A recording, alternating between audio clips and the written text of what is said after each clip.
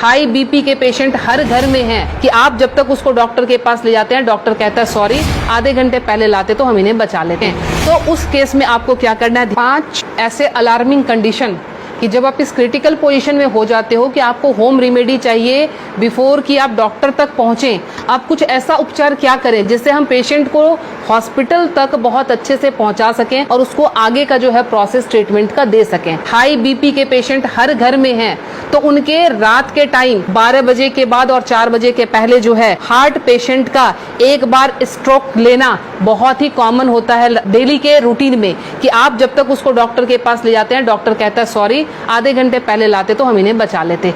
तो वो time spam आपको कैसे बढ़ाना है ताकि हम मरीज को ट्रीटमेंट दे सकें।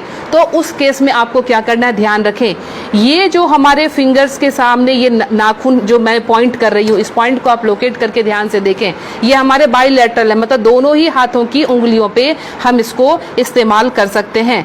जब भी आपको लगे कि कोई पेशेंट बिल्कुल उसका जो है बीपी बहुत हाई चला गया है और आपको डॉक्टर तक जाने के पहले अगर उसको स्ट्रोक ना आ जाए, लाइफ उसकी खत्म होने से बचाने के लिए आपको सिंपली क्या करना है, आप कोई भी पिन ले लेंगे, पिन लेके आप उसको सिंपल कि जिस तरह से हमने पिन लिया, आप घर में सेफ्टी पिन ले सकते हैं क्योंकि उसको थोड़ा सा आपने डिटॉल या उसे स्टरलाइज कर लेंगे। स्टरलाइज करने के बाद सिंपल आप यहाँ पे प्रिक करेंगे और प्रिक करके यहाँ से आप थोड़ा सा ब्लड जो है इस तरह से 5 to 10 ड्रॉप्स इस तरह से निकाल देंगे। ये ध्यान रखें, ये बहुत ही इमरजेंसी केस है और ये करते ही आपके पास पेशेंट के लिए एटलीस्ट 3 से 4 घंटे मिल जाएंगे कि आप उसको डॉक्टर तक सेफली पहुंचा सकते हैं और वहां उसको ट्रीटमेंट मिल सकता है। दूसरा काम, अगर ये भी करने की हिम्मत आप में नहीं है, फ्रिज का ठंडा दूध 1 गिलास उस पेशेंट को पिला दें।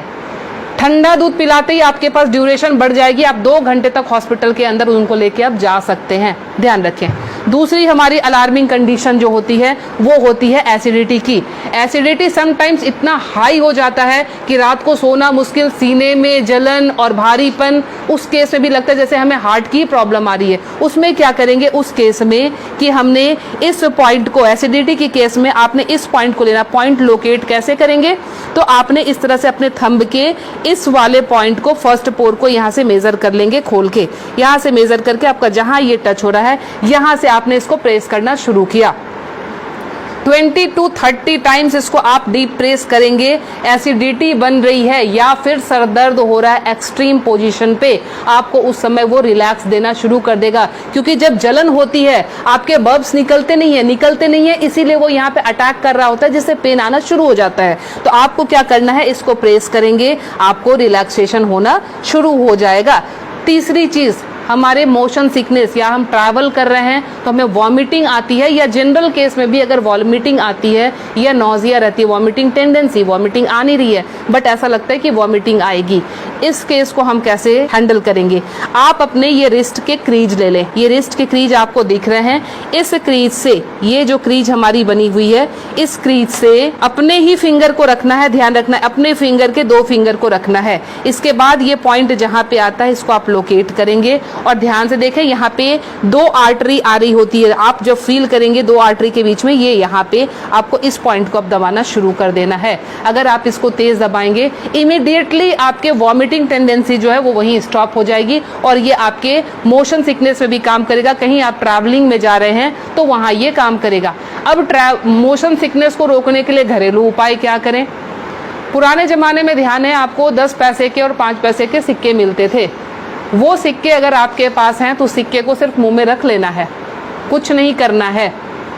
वो रख के, या पान के पत्ते, ध्यान रखें मैं पान खाने की बात नहीं कर रही हूँ, उसमें गुलकंद और वो सब मिलाने की, मैं सिर्फ कह रही हूँ पान के पत्ते, वो आप चबाते हुए चले जाएंगे, आपका मोशन सिकनेस जो है वो कंट्रोल हो जाएगा।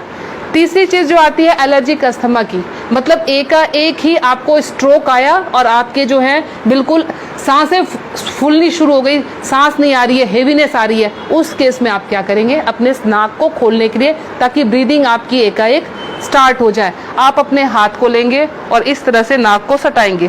नाक की टिप जो है हाथ के जिस पार्ट को टच कर रही है उसको दबाना शुरू करेंगे और ये बहुत पेनफुल होता है, ध्यान रखें। आप अपने आप भी इसको दबा नहीं पाएंगे, बहुत ज़्यादा ज़्यादा पेन होता है। हमने पेशेंट को ऐसे किया, ये टिप जहाँ पे आया, और ये 90% पेशेंट को ये पेनफुल वैसे भी होता है। आप उठा लीजिए, अब ये यहाँ पे इनका टच हुआ था, ये जब हम दबाएंगे 90% पेशेंट को वैसे भी, क्योंकि हल्के हल्के एलर्जी की प्रॉब्लम इन दिनों महामारी के बाद लंग्स सबके वीक हुए हैं, तो सबके जो है ये प्रॉब्लम रहती ही रहती है। लास्ट में आपको बता रही हूँ इंसोम्निया के लिए, नींद नहीं आती है उस केस में आप क्या करेंगे। नींद नहीं आने के केस में हमने क्या करना है कि ये हमारा ईयर लोब है, ये पूरा सेक्शन जो है ये ईयर लोब का है। रात को आप क्रीम या तेल लेकर इस सेक्शन की इस तरह से हल्के हल्के हाथों की मसाज देंगे। ये हल्के हल्के हाथों की मसाज देंगे, इससे आपको नींद आनी अच्छी शुरू हो जाएगी। साथ में और क्या इंक्लूड करें, हमारा जो टॉप ऑफ द हेड है, बिल्कुल सर का ऊपरी सिरा, यहाँ पे आप टैपिंग करेंगे। टैपिंग करने का मतलब हल्का हल्का आप इसको ठोकते जाएं, ये इसको वाइब्रेट करें। वाइब्रेट करने का मतलब आप यहाँ से जो है एनर्जी हमारे जा रही है नीचे, क्योंकि आपको पता है ये माउंटेन बना हुआ है, यहाँ से एनर्जी का फ्लो शुरू होता है, तो ये एनर्जी जो है पूरी जगह जाएगी और आपको बिल्कुल काम कर देगी, शांत कर देगी। तो ये 5 अलार्मिंग पॉइंट्स आपको हमेशा के लिए याद रखना है। पता नहीं आज आपने देखा, भूल गए, कल आपको जरूरत पड़ जाए, तो इसलिए आप प्लीज़ इसे सेव कर लें, अच्छे से देख लें और समझ जाएं, और अपना ट्रीटमेंट एमरजेंसी केस में ज़रूर कर लें। मैं Leena Shrigyan, naturopathy and alternative therapy expert, New Delhi से। मुझसे मिलने के लिए करनाल प्लस से संपर्क करें।